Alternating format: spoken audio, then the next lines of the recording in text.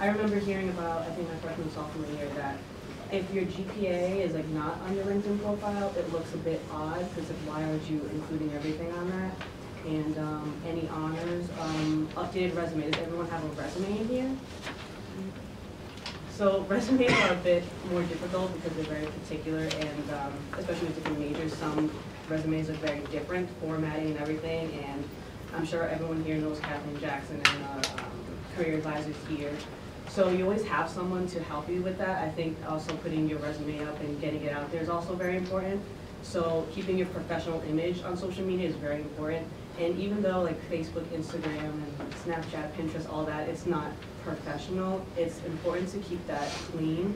And I have to like stress that because I know that my Facebook, my Instagram, everything is very clean. It's not like I can't put anything up if I might have with friends, I can put that up, but I'm appropriate. I'm not, you know, I have a Twitter, oh yeah, Twitter too especially, that's so much more open because you're tweeting constantly throughout the day and sometimes you may say something, and it's important to make sure that you don't talk, like if, especially if your Twitter is open, for example, if you're going to talk about a class or something, it's very, very easy for the college of business to see it because it's out there, and I know the college of business has a Twitter as well, and I follow them and I'll retweet stuff and everything. So they can easily go on my profile and go and look. I make sure I just have it open. I feel like if you can't show a professor or a potential employer your social media, then there's something you have to fix on that. So I think I can't stress that enough. So definitely your image here just coming to class, but then also outside of class, you have to maintain that image all throughout. Because if you want to be successful, you have to present yourself, even if now it's on social media, so your first impression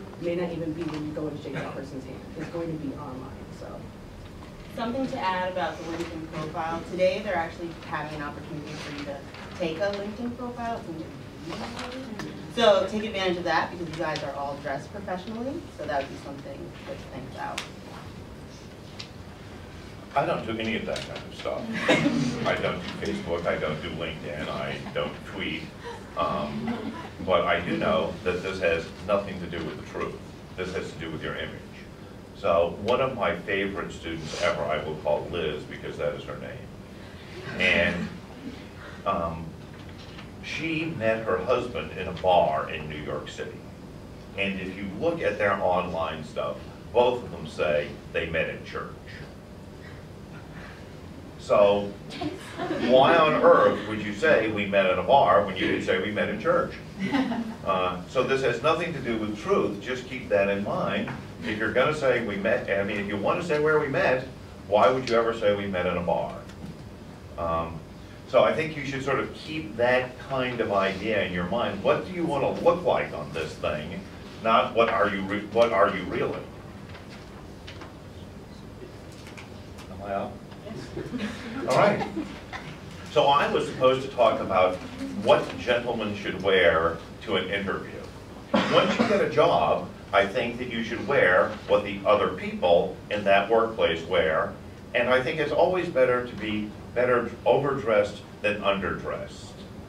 No one ever says, oh, he's way overdressed. Because for gentlemen at least, if you're wearing too much, you can always take off your suit coat. Or you can take off your tie, and you can become increasingly informal very easily. So I thought I'd start with shoes and work my way up. Gentlemen, for interview shoes, you could wear tassel loafers, which is what these are, or you could wear tie shoes. These, I bought another shoe. This shoe is not formal enough for an interview, even though it's a tie shoe. As a general rule, tie shoes are more formal than untied shoes. But also as a general rule, shiny shoes, like this, are more formal than dull shoes. And last of all, cat-toed shoes are the most formal of the bunch. In terms of socks, your sock should always match your pants. If you're wearing a blue suit, which I am, you should certainly wear blue socks. By the way, the only 3 colors of suits are black, gray, and navy blue. Brown suits, no. Lavender suits, absolutely not. In terms of pants, trousers, suits. Suits always have a jacket and pants made of the same material and the same color.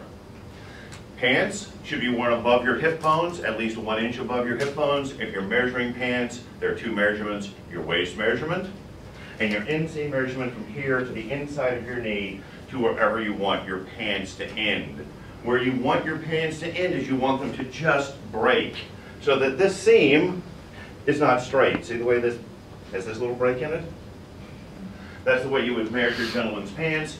And when a gentleman sits down, they almost always sit and then pull up their pants like this, because otherwise you get knees in your pants and this crease is no longer sharp. Shirts.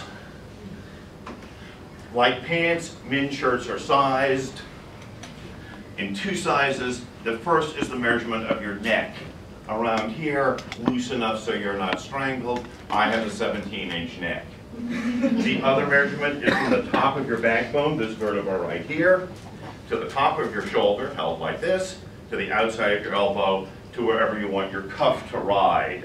I have a 35-inch sleeve, so men's shirts come in half-inch increments for neck, full-inch increments for sleeve, from about a 1430 to about an 1837. I wore cufflinks today. You shouldn't. They're pretentious. I wore a monogram shirt today. Equally pretentious. Don't wear those. But if you ever had to wear them, you'll see that these two cufflinks are back. One of these cufflinks is backwards. Cufflinks can go in frontwards and front cufflinks can go in backwards. This one is backwards. If you look at them, you'll get to testify. You see the way those look different? Yep. If you have to put them in forward. Also, if you're going to wear precious metal cufflinks, and by that I mean sterling silver, you should polish them about every 6 months. Otherwise, it'll corrode and get silver oxide on your shirt, which is black. Sports coats. When you're standing, should be buttoned. When you're sitting, should be unbuttoned. This gentleman reminded me, lapel pin. Normally, I wear an NRA lapel pin, National Rifle Association lapel pin. It is a political statement. Do not make a political statement. That's why my NRA lapel pin is out of my lapel at the moment. This tie, I think, is a little too informal. I like this tie. It's a lovely fallish tie, I think. But I thought better for an interview would be this tie, or perhaps this tie. Generally, for men's ties, diagonal stripes like this would be the most conservative. I would wear red or blue only. Those are sort of traditional power colors. Should they wear a bow tie? Oh, you should not wear a bow tie. You should wear a four-in-hand tie, I believe. Oh, shirts. Men's shirts come in two kinds of collars: button-down collars and non-button-down collars. If you're wearing a non-button-down collar, you would wear collar stays in your collar. They look like this. They come in brass and plastic. They will stiffen your collar so they don't curl. If you're wearing button-down collars, you absolutely should button the buttons. Anything else that we can think of? All right, there's a good start. If you have other questions when we get done, feel free. A question? Should your shoes match your belt? Oh, perfect. It's in this thing. If you're wearing black shoes, you should certainly wear a black belt. If you're wearing brown shoes, you should certainly wear a brown belt. And in either case, you should certainly wear both shoes and a belt. A term that I like is your personal brand. So have that in your mind as like the big umbrella to all these little features underneath. So just constantly think about that. You know, who do you want people to see when you go out into the workforce? And start now. Start in your classes, you know, interacting with your professors, interacting with other peers, and just know that just always put your best foot forward. That's the key, and that's the most important takeaway. So just have that mindset. And then we'll move on to talking about women, business professional, and business casual. So can you tell who's professional and who's casual here? Is it clear? Is it obvious? No? No? Yes. So what makes this professional and what makes them casual? The suit. So like Professor Hickok said, I have, well, yes, the blazer for the most part, but the difference is that I have a matching skirt, So this is with business professional and with business casual, I would say. Don't wear skirts that are short or dresses that are short. You definitely, if you feel uncomfortable, if you feel like it's too short, then maybe you should go a little bit longer. Another thing about business professional is, normally for an interview, I would wear a button-up shirt, but I didn't want to wear one today because they get really hot. So I have a shirt, and you see where it falls on my chest, right? Like visibly above my breast line. You don't want to show anything. Again, just like with the skirt length, you don't want to show any of your chest area. So definitely something that you feel comfortable. And again, if you think that it's crossing the lines, if you're going and you're like, oh, this skirt looks cute, I look really good, you can really see my curves, or oh, this shirt really shows off my cleavage a little bit, then that's not what you want to do. You definitely, well, because it's true, some people do go into work and I'm like, wow, I would wear that to the club, but I would not wear it to career day. So that's definitely something that you want to keep in mind as well. Business professional. Well, the biggest thing is if you're looking in the mirror and you're second guessing yourself, it's probably inappropriate. So if you have to take that extra minute and like, oh, I'm not too sure, take it off and change. Yeah. One other thing that just came to mind. So the size of my heels. I don't want to lift my leg.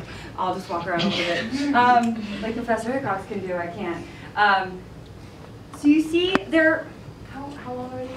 But I would say 2 to 3 inches. Anything higher than that, then again, you're looking like you want to go to the club. So definitely make sure with business professional and business casual that you have a decent sized heel, something that's comfortable to walk around in, because the long walks in Boston from the train station to the office sometimes is difficult in heels. Anything else about business professional that you think I'm missing? Hair. Hair. Okay, so hair. I have really difficult curly hair, so sometimes I do. Okay. Anyways, well, we all experience difficult curly hair, so I don't like to straighten my hair. I just, but one thing, you just have to make sure that it looks neat, no matter what. And I know, like in the workplace, some women feel like they're forced to straighten their hair because that's what business professional is. Not necessarily. You can have your hair natural. I like to wear my hair natural, but as long as it's neat. Sometimes I have to do a little bit of extra work with it, but for the women who do have difficult hair, just make sure that you wake up and you neaten it out a little bit. Anything else about business professional? If you wear heels, don't have like a platform underneath the heel. I would say no platform. Okay.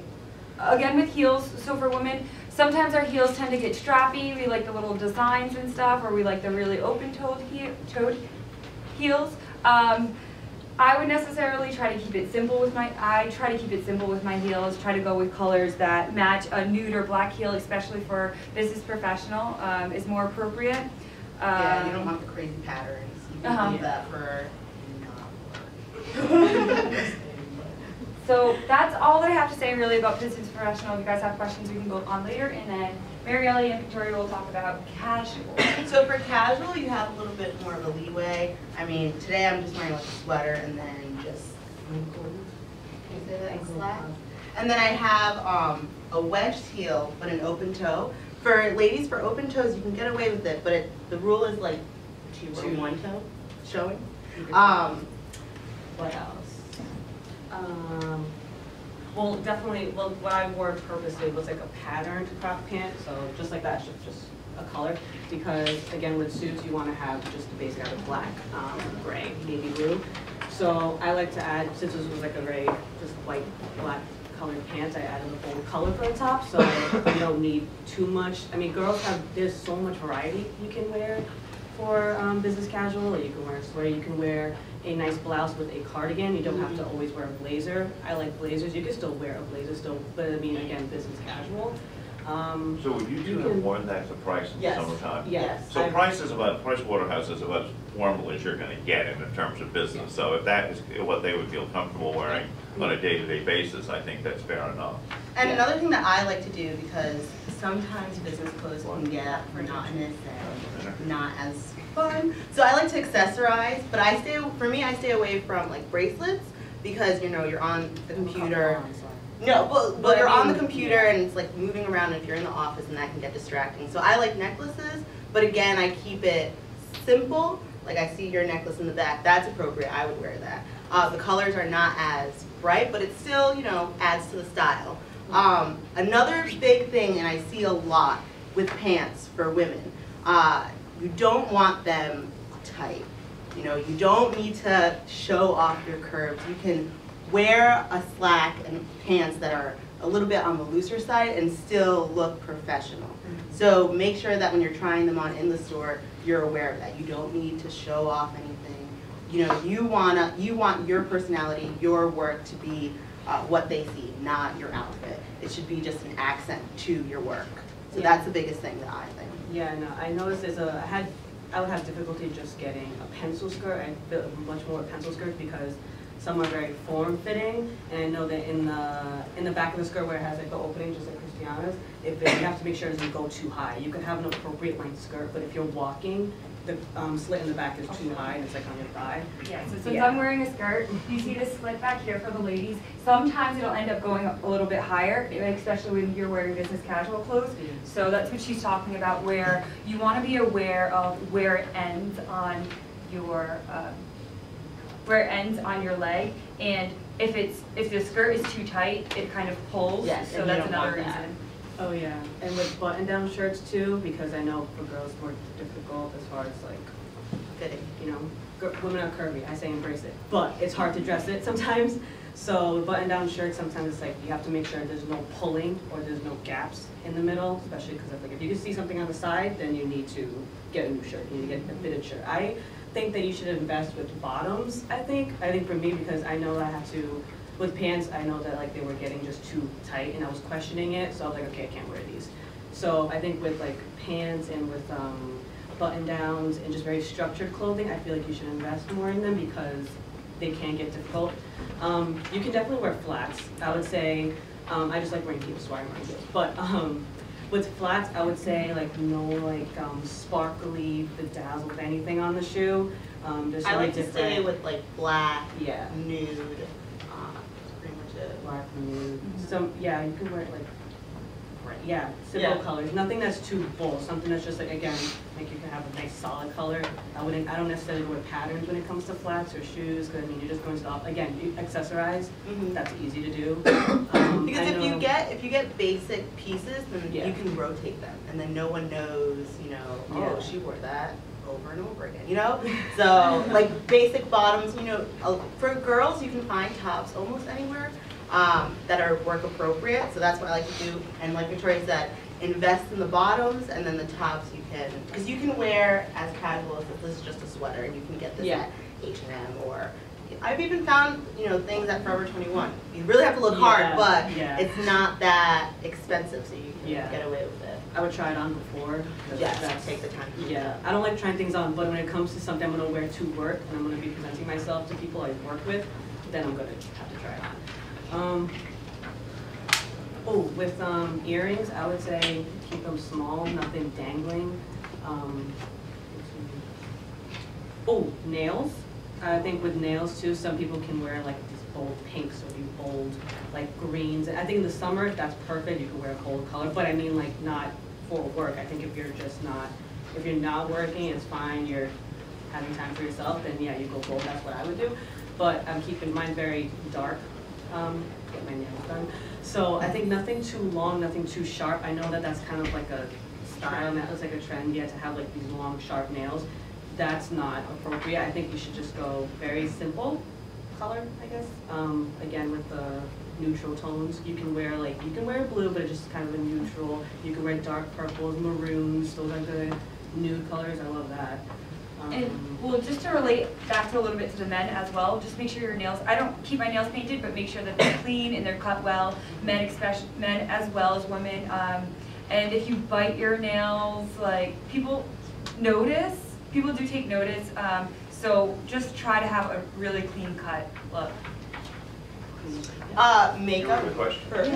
I have a question, and first of all, I want to say I really appreciate the specificity of the advice. I think it's fantastic. It's practical because everyone is going to have to go out and shop and get dressed and put all the pieces together.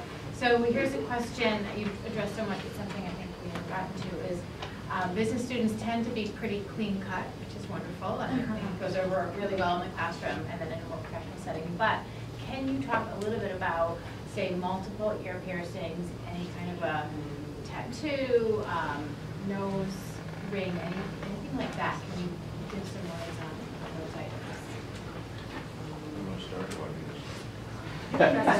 Talk about it. So in terms of tattoos, if it's possible to cover, if it's possible not to get a tattoo, I say don't get a tattoo. I have a son who is 37 who has a little red bull tattooed on his shoulder. It's about this big. He was in college and was drunk when he got it. He got it because it's his astrological sign, except that he's a twin and a Gemini. For those of you who don't know, the bull is Taurus, so it's not even his sign. It's a mistake he has lived with and regretted for 20 years. When I was in college, I was thinking of getting a tattoo sort of half-heartedly. I was going to get a soccer ball tattooed right here because I played intercollegiate soccer for 4 years. Do you know how ridiculous I would feel with a tattoo of a soccer ball on me? I haven't touched a soccer ball in anger in 35 years. So I would say if you cannot get a tattoo, don't. But if you have a tattoo and can cover it, by all means do so. In terms of piercings, I would say for women, 1 piercing is great per ear. 2 piercings per ear is something less than great. 3 or more piercings per ear is ridiculous. Take them out before you get an interview. In terms of other kind of rings, if they're places like navels or nipples and no one knows, I guess that's fine. If they're things like eyebrows or noses, I would say by all means take them out, not only for interviews, but for working too. I think that was maybe just something that's to address for sure. I have a bunch of other things that I forgot to talk about. Pockets. You should carry as little as you can in your pockets, because otherwise your pockets fill up bigger. And so for men, that would be a phone perhaps, certainly keys, take them out. I almost always carry a pocket knife. I don't have one today. Your change, before long you've got these giant pockets on your pants. Don't do that.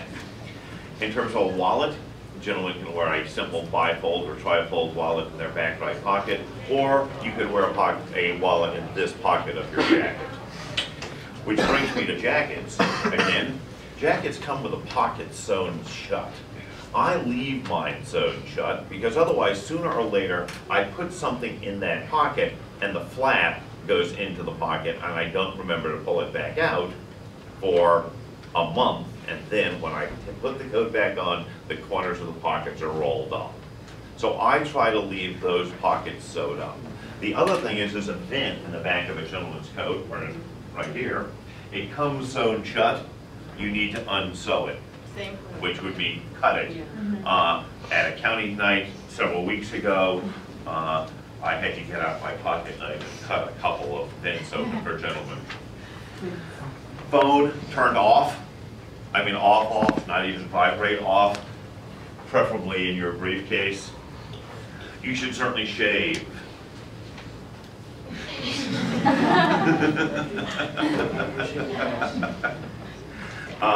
So today we have a lot of important people here, some of whom might want to hire you. I mean, so you really should come shaving. I did tattoos, jewelry for men, I would say wedding rings and a watch, period. For women, I really like these pearl earrings. I think nothing says class like pearl, although we go pearl, pearl, diamond. I really like your necklace. It's very simple. So my advice is, if you want to be like someone, you should look like them. So if you want to work for Price Waterhouse, you should look like you work at Price Waterhouse. We did pockets. Oh, Joseph A. Banks this weekend for the last time is having a 3-for-1 sale on clothing. So this would be, I don't work for Joseph A. Banks, but I just noticed that in the paper this morning. In terms of comfort, I think that you should look comfortable in your clothing, which means you should wear your clothes for a while before you actually go and interview them. Too many people look far too stiff when they're wearing dress clothes. So, actually, these shoes, I purchased for a wedding in Rome that I went to in the early part of September. Before I wore them for the wedding, I wore them at least an hour a day for at least a month, just so they would be comfortable, so I wouldn't be walking around like, now I have blisters all over my feet. For women, fingernail polish, one of my pet peeves is watching women peel fingernail polish off their fingers. So if you have that bad habit, don't wear fingernail polish. Because otherwise you sit there and you're going like this, and it's like, would you stop? I think that's the... So I have a question. More questions? So, Mr. Hickox, you gave some shopping advice in terms of where to go for Yes. ladies for a nice interview suit. Where will you go? Macy's you would go. Surprisingly, JCPenney, I found suits. Very inexpensive. Yeah. I really like, well, they wouldn't have suits at New York Company. No, I don't believe so. There are a lot of places that you can go. The outlets. And Taylor? And Taylor is a Love really that. good place. Yes. And Taylor is a really good Spoken place. like a married man. I also like What's at Banana the other end of the mall Republic. from Macy's? What's at the other end of the mall from Macy's? Nordstrom's. But that's pricey. Yeah. And the thing is too, you know, you don't have to go in one shopping spree and buy everything because that can get expensive. Yeah. But just here and there, you know, just think about like, oh, this would be something nice. And because you're looking for things that are neutral, they're not going to go out of style. They're not going to be seasonal. It can be timeless pieces. So you can invest in a suit because that's just the basis of your wardrobe. And then just find little pieces here and there. When you see it, pick it up and just, that's what I like to do. I always think that way. Yeah, I seem to always find professional clothing when I don't want to look for it.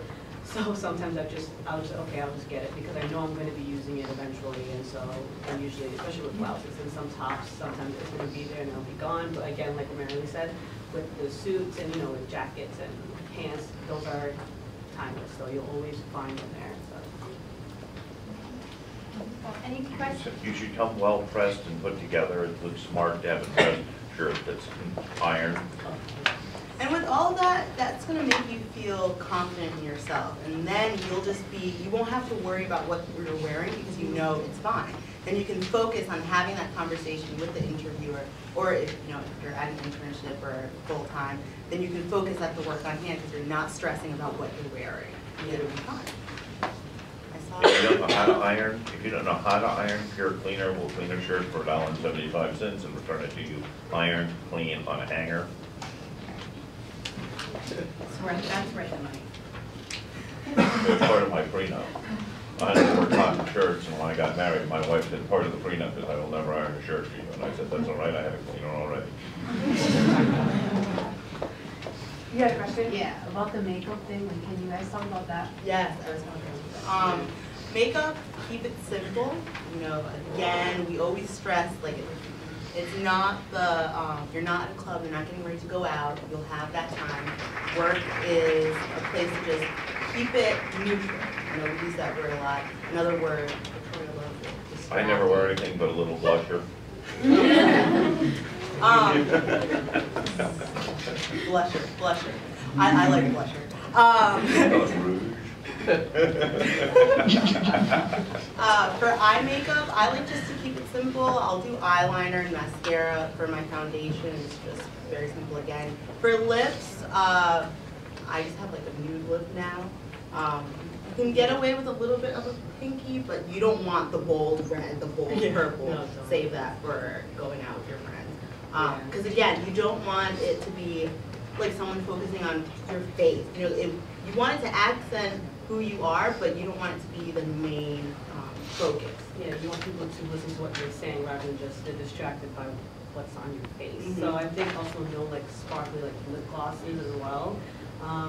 I would say have a chapstick. You don't even have to wear lipstick, just as long as you have a chapstick, make sure everything is clean. Wash your face in the morning. Yeah. You know. And if you're not comfortable, if you don't, you know, you don't want to wear makeup, you can Yeah. keep it very simple. We're not saying that you have to, Yeah. but when choosing to wear makeup, keep it simple. Yeah. Clean. I heard perfume. Okay, you don't want to overdo it with the perfume. You don't want to walk. You don't want, what is it saying? Your scent walks in before you do, or something like that. Nice, fresh scents. Yeah, you don't want to like just cake it on. I know that even some with guys with Axe, that is such a powerful smell. You don't need to spray that like more than once. I don't know. I don't use Axe, but usually when someone's wearing it, I'm like tasting it, and I'd rather not. So I mean, it's like, and with perfume it can be heavy. I know that perfume is more delicate, but some people do put a lot on just because like they want to make sure. So if you don't smell it, everyone else does. I know people putting like cologne perfume on. You don't smell yourself, so you spray a lot. But then like you go and everyone around you smells it. Like shower, you know. I would say that for men, cologne should be like vodka in a martini. You should take the closed bottle and wave it once over your head and call it good.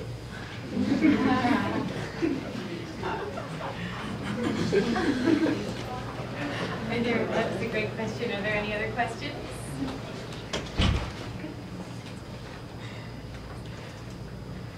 No questions from the audience? We did a great job. You did a wonderful That was job. it. We were so thorough. Very practical advice.